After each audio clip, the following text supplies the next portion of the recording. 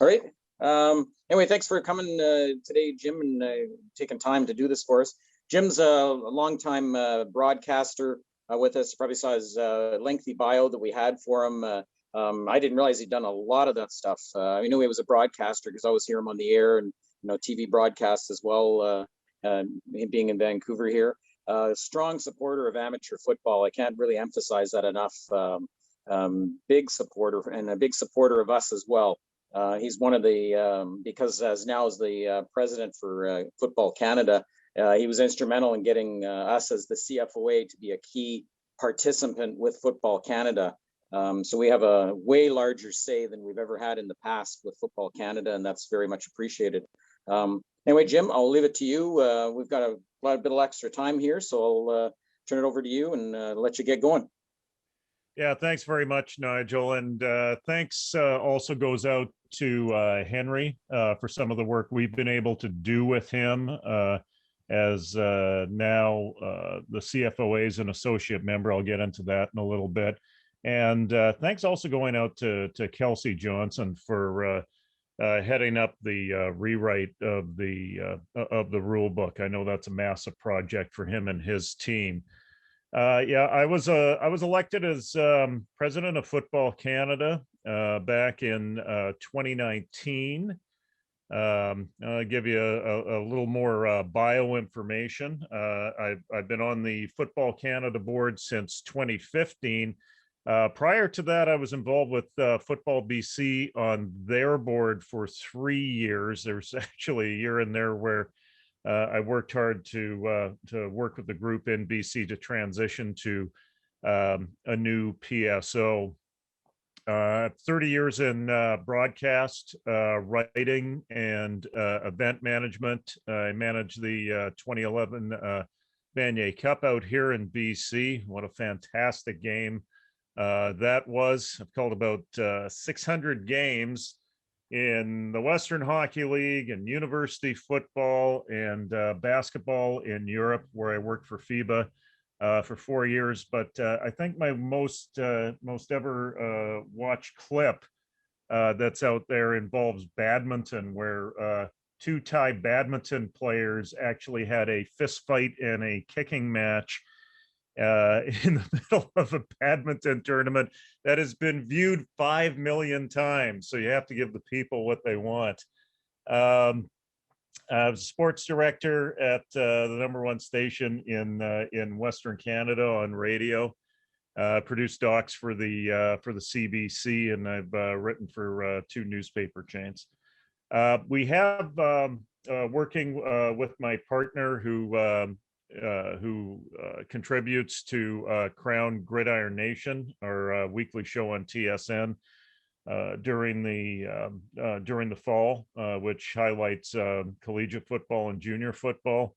We put an award forward, the Cornish Trophy, to recognize the top Canadian in the NCAA. We'll be awarding that for the 4th time coming up this May. And we also did the 2018 World Junior Championship in Mexico on CBC Sports. I produced that and announced that. And if I can get together with you guys face to face, I can tell you about the adventure of trying to single-handedly produce a game out of Mexico. Football Canada. Where are we at right now? Well, we're pretty good in terms of our shape, considering everything that's gone on through this pandemic that we've all had to share. We've managed to keep our government funding and our staff mainly intact. We're providing support to provincial members who are really the key to delivering our programs. That's coaches certifications, working with officials, our return to play through COVID, where we had a task force formed at the start of this adventure, and we continue to revisit that document. Safety initiatives, we'll get into that a little bit. Mental health supports and dialogue around mental health, because that's become an issue through COVID. and continuing planning around national and international events. Probably the worst part of this job, and I think many of my board members will share this with me, and many of the staff will also, is having to plan for national and international events, and then COVID forcing our hand to cancel them. We've had to cancel 2 Canada Cups now. We've had to cancel 2 World Championships, which Canada was willing to take on after the United States started to go through a process of declining their 2020 candidacy for the World Junior Championship. And unfortunately, COVID brought that to a close. So we are going through a process where we're looking for national championships for 2022 in Vancouver, and pairing that up with an international championship to stage an effective national relaunch of the game. Even though we look forward to having football this fall, and I'll be willing to take questions on what we know about that from province to province after I give you this synopsis. One of the most important things from a Football Canada perspective when I took over as president in 2019 was trying to find a path to give a voice to stakeholders that were not PSOs. And it took about a year and a lot of consultation to create a category of associate membership. And associate membership brings the national organizations together around a table so they can not only discuss shared files and shared issues, but also engage with the PSOs at an AGM when we can finally get together face to face at an AGM. And also take place in the voting and in our committees. The associate members around the table now are the CFOA, U Sports, the CJFL, and the Canadian Football League. And our very first meeting, I thought, was quite productive. We had the CFL talking with the CJFL about finding a path to getting the Canadian Bowl paired up during Grey Cup week as one of the events during Grey Cup week. We talked about the Vanier Cup pairing up with Grey Cup week, and how, you know, things do time out or don't time out on that level. But also it's important in terms of a voice when we don't necessarily share the same position on issues. Recently, at the start of last week, we went around the table to everyone except the CFL due to some of the stories we've heard in around rules and in and around ratio concerning the professional game. I think everyone in the amateur football community agrees on the potential impact of radical change, if there is radical change. We quite frankly don't know where the CFL is at on changing rules in a dramatic way or changing the ratio, but we needed to get out ahead of this. So we did put a policy statement out to the Canadian Football League to consider the position of amateur football, the role of the Canadian player, the dimensions of the Canadian field, and the 12-man game moving forward. So the Canadian Football League is very aware of the shared position of the stakeholders in amateur football.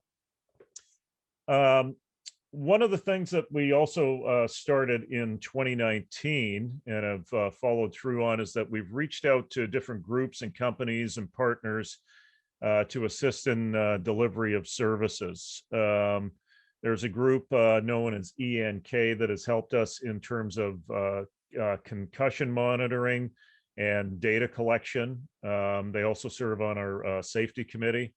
Performance improvement that leads to safety, digital combines, which have been especially important during COVID, so players can get their numbers out there and get video collected. And I mentioned it before, but mental health seminars and promotion of potential partners and active partners in the field that are having discussions about mental health within the game. Tackle It is a group in BC here, led by Katie Utley, who's been having monthly discussions on mental health. I just appeared on that actually to discuss both Football Canada matters and personal matters. Because I think mental health is an issue that touches us all, and I think it's an important discussion to have, especially with some of our young athletes who are having challenges through this time.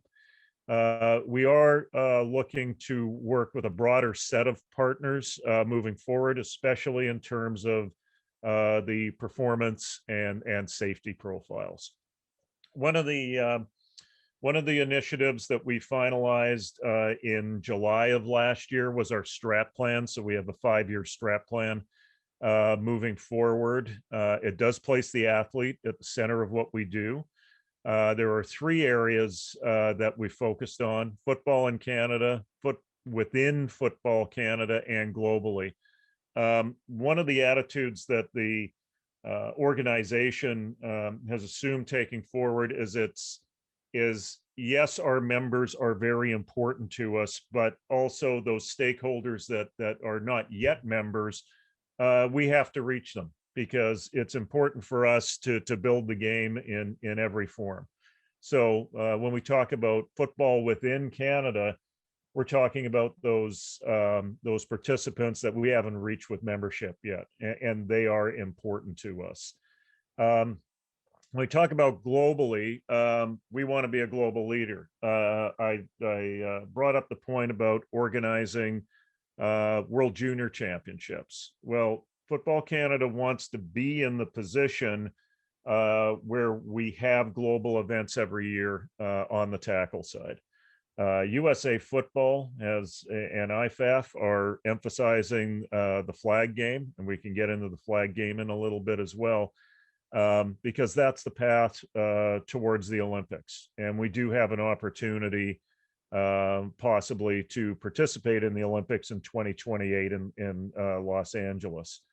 To take up the slack internationally, we believe that Canada is very well placed to provide that leadership that USA Football is slowly backing away from when it comes to the tackle game. So as I mentioned, we're looking forward to and trying to piece together a world challenge or a world championship for 2022. So far, we have commitments from Mexico, Australia, Japan, the United States. We had a discussion with Denmark and Norway last week. They are in the process of putting together a Team Nordic. We had a discussion with France. They are going back to the European group to talk about a U20 team coming from Europe to participate in that. And if we pair that together with the Canada Cup, I think we'll have a fantastic relaunch and a key component of this, as well as a broadcast component. Broadcast component to get the word out about amateur football at its high performance level. It's important that we have a regular calendar that draws people back to the heart of the game at the grassroots and the end result of grassroots, which is high performance. In our national office, we always have the challenge of not being an Olympic sport. In terms of participation numbers, we're anywhere between 6th to 10th in Canada in terms of registered participants.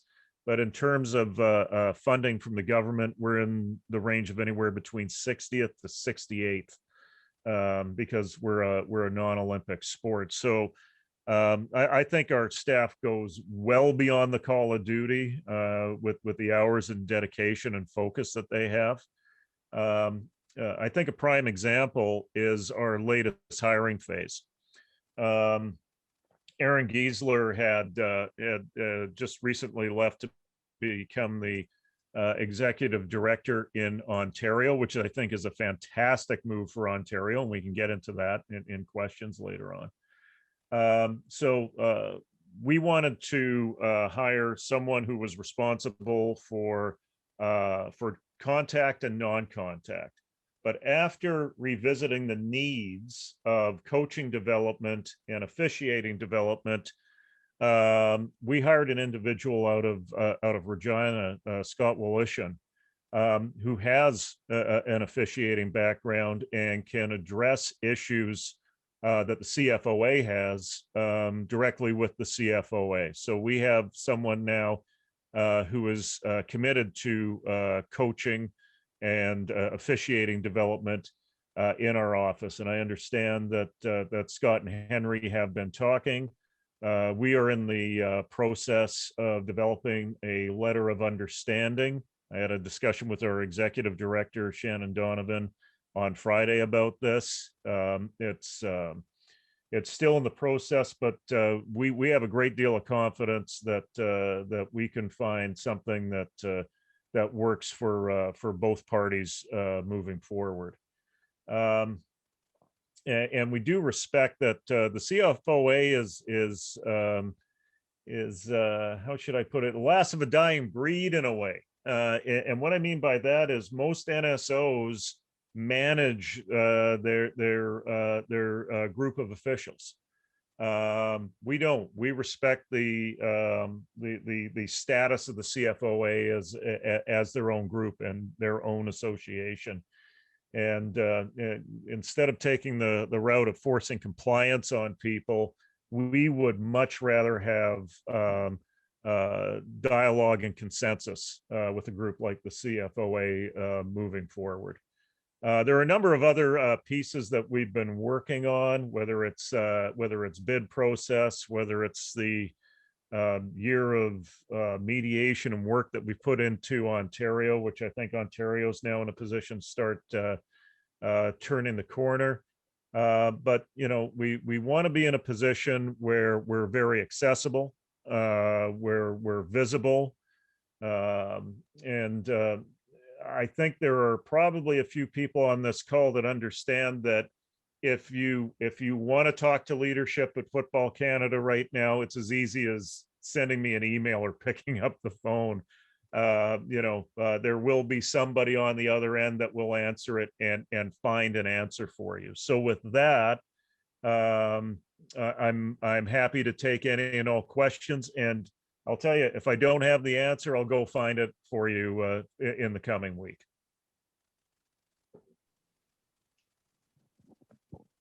Okay, if guys want to, if you unmute, if you've got a question for Jim, now's kind of our chance. I know there's one question there, Jim, guys were looking for, and I'm curious about it as well. Due to COVID and a lot of these championship games or leagues that we had, are anybody looking at extending eligibility for players because of the lost time that they've had now, given it's been 2 football seasons almost now? Well, you know, that's one of the challenges of national versus provincial versus regional.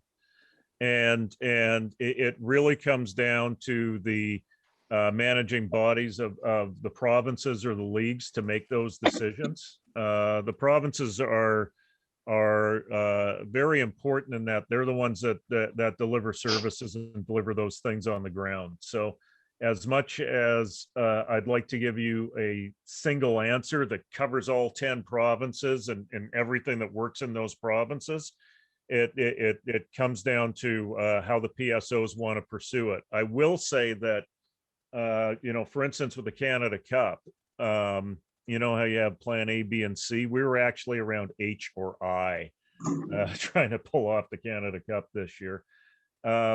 when it looked like there may have been a path towards it, we talked about overage players for the Atlantic provinces, but it was essentially a non-starter at the national level. I know that that in terms of competition, we've talked about as a substitute for Canada Cup interprovincial games. So that would feature BC versus Alberta, Saskatchewan versus Manitoba, Ontario versus Quebec, and a series between New Brunswick and Nova Scotia. At this stage in this date right now, probably New Brunswick and Nova Scotia are the only ones with something of a clear path to maybe achieve this by the end of July. Our major concern on this is, and the province's concerns, it isn't necessarily hitting that end of July date. It's having the ability to properly evaluate players and having that opening on the calendar to do so. So, just like you guys in terms of trying to adjust things around COVID, this has really been like trying to nail Jello to the wall. Just when you think that there's an opening on the calendar, and we've tried to do a lot of pre-planning months and months in advance on this, trying to guess what the path is, and having 5 different outcomes at the end of each of these paths.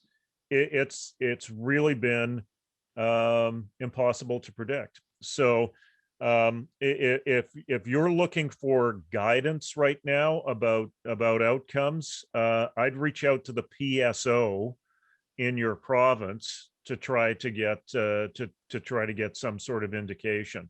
I will say, for instance, for Ontario, I think it's impossible for them to project anything right now. I think it might be a little clearer in a place like BC, Alberta, maybe Saskatchewan. No, perfect, Jim. Maybe if you can, I know a lot of guys don't know. I mean, I do, and so does Henry. Maybe some of the committees that you've got us involved in now through the CFOA. A lot of guys aren't aware of how much sort of stuff we're involved in. Let's put it that way.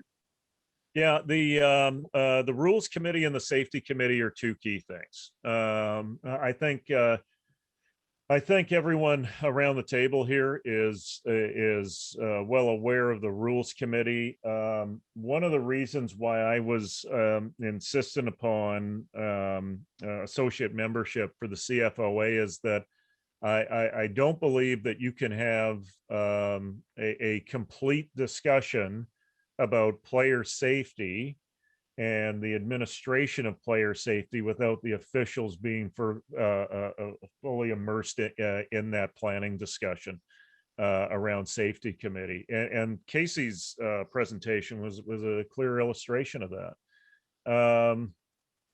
So I think that that those 2 key pieces are there. I know that there are other areas that the officials are involved in on committee, be it the contact committee is another one, which is a main planning committee.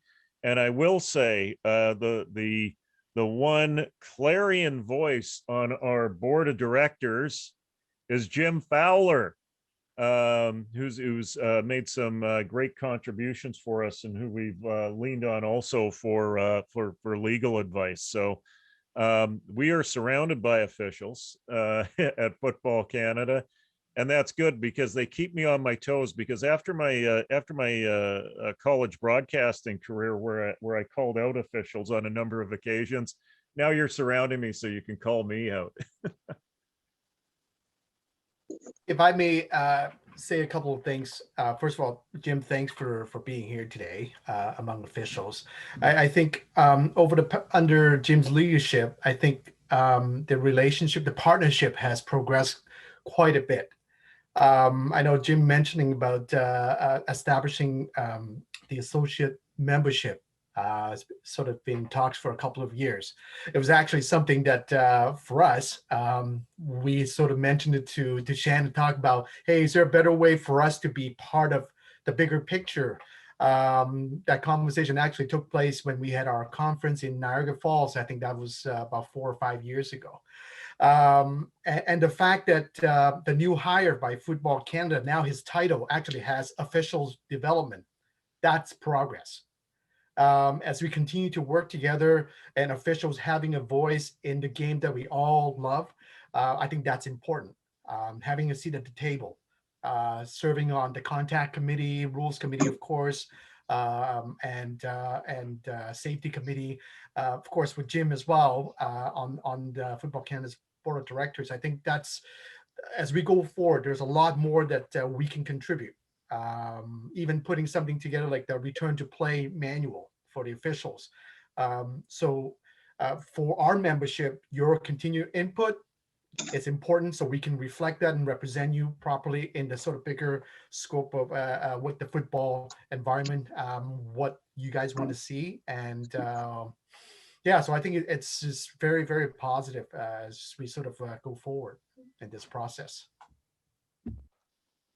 Thanks, Henry. I really appreciate that that input. And there's a lot to be encouraged with at a challenging time, because there is that dialogue. I know when I reached out to you for the discussion around some of the CFL stuff, the response from you was revealing for me, because because it's like, wow, you guys are actually making sure that we're in the loop on this, and there's communication and there's dialogue going here.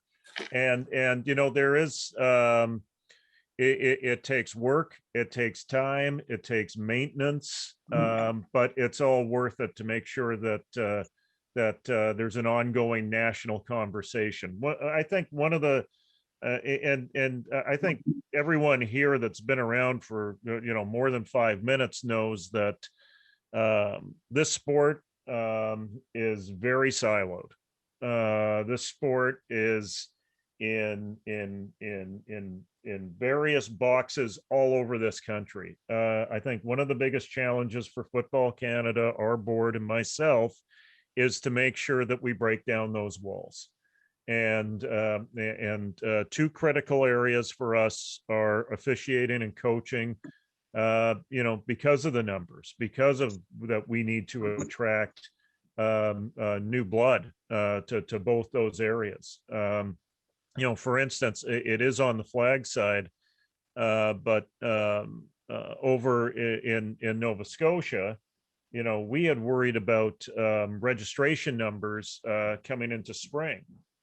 We thought that there was going to be a big drop off, whether it was flag or contact. Flag registration was through the roof. There's a waiting list of 200 kids in Nova Scotia. Why is there a waiting list of 200 kids? Well, facility access is one thing, but the lack of parents who are in a position to coach or officiate also holds back that development and that participation.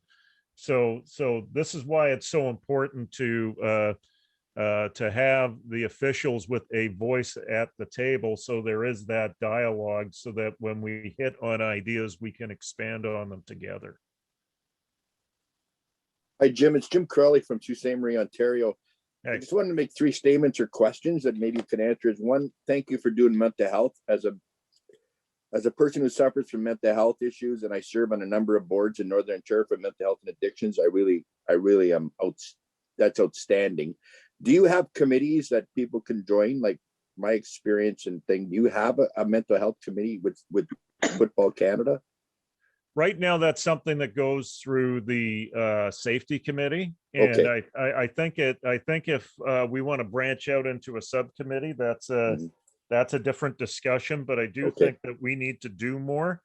That being said, I was made aware on Tuesday that in the finance packet from Sport Canada, that there would be some additional access to mental health funding programming. Great.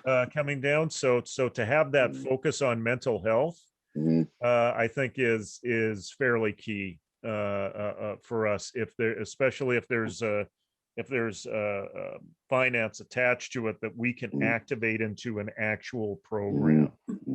So my second question statement, and I'll be really quick, is as a parent of a former youth sport player, one of the biggest challenges, and I've talked to a lot of his teammates, when they finish youth sports, they're lost. They've been the big athlete or the big thing and going to school they're lost. They don't know what to do. Like my son was pretty well lost for a year.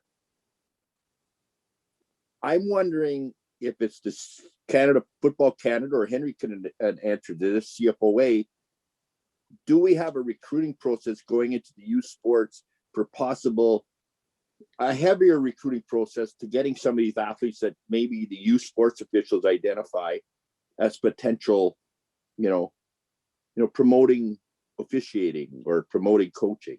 And my third statement, and I'll be done after this, is I have connections in China, and I'm telling you right now, I know 3 players that play with my son at a University of Waterloo that are in China. Football is huge over there. I will send you their email. It is big. Anyways, that's it. So in terms of promoting officiating at the youth sports, and I'd say at the CJFL level as well, one of the things that we talked about in the 5-phase football summit was exactly that. Was how do we work together to go through these youth sports programs to, on an annual basis, starting, first of all, we were talking about freshman players, but freshman players have too much on their plate. Starting with second-year players on an annual basis, saying, here is a path to officiating for you. Here is a path to coaching for you. To remind them that path is there, that they can be more than an X and an O, they can be an official or they can be a coach. That is something that we need to continue to develop, but it has been identified. I think the other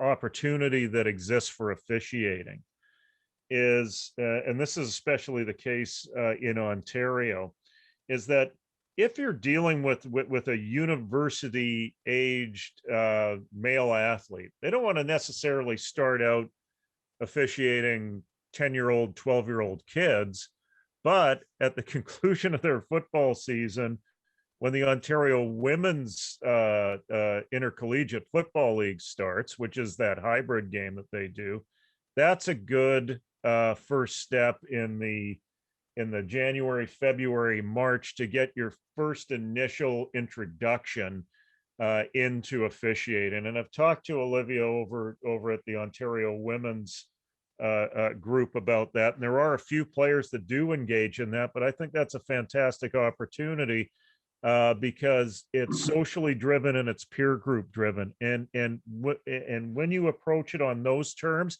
it's a fantastic gateway for those individuals as they transition out of playing the game to then doing something else within the game. So I think we have some points to build on, but we need to put more work into it. In terms of connections in China, the issue with China at the international level for international competition is, I think we know that there's a lot of state-run things in China. One of them is not their football NSO. They're a private corporation, and they are they're on the international scene. They're highly inconsistent in their delivery. So they are essentially a hard group to reach. So if you've got any connections that you can pass along to me there, that would be most welcome. Just want to briefly touch base on that question I asked a little bit earlier there, Jim. With me being a fresh official, I just started last year. Last year was a very hard year to start reffing for new officials. I got maybe half a dozen or so games in. I'm reffing here with EFOA in Alberta. I learned by hands-on experience. So it's been really difficult for me to kind of start in these COVID times, but I'm looking to see kind of where officiating is going, because as I've stated, I learned by experience, and I'm just not getting on the field nearly as much as I'd like to. So I kind of just want to hear kind of where things are progressing as of for 2021 with my association here in Edmonton. Okay, well, I can't respond directly about your association in Edmonton, but I do recognize what you're talking about, because I was an official for 3 years in my early 20s, and I felt that I wasn't getting enough opportunity, so I moved on to coaching. So there was a point of frustration for me as a young official about getting enough opportunities and literally getting enough reps. So there is that. I think the one thing that we can do, working with the CFOA at the national level, I talked about those international events on an annual basis. We need to, and it's just the same issue that we have at Flag. We need to for those individuals who are starting out, you need to know what your outcome is down the road. You need to have an aspirational outcome. And for many it would be the CFL, but for some others it would be officiating in international events. So if we can work with the CFOA moving forward in the future to create that focus, I think it would be a positive thing for younger officials. As a thing to pass on, Jim and the Sue again, to I forget who was talking. We live in Northern Ontario. We don't get as much access to Southern Ontario, like to get those opportunities, but we get a lot of games. But one thing that we're really good with the OFOA is we have opportunities. You just have to reach out. You have to be consistent. Ask, and they will give you the opportunities. Like we do OFSA games, and we have senior games, and we have OFC or OBFL games. So passing on to him is, don't be afraid to ask to do the games. The senior guys will help you out everything you can. Just be persistent. And if that doesn't work, get online and learn and get on the clinics as much as you can. That's a big advantage we have here.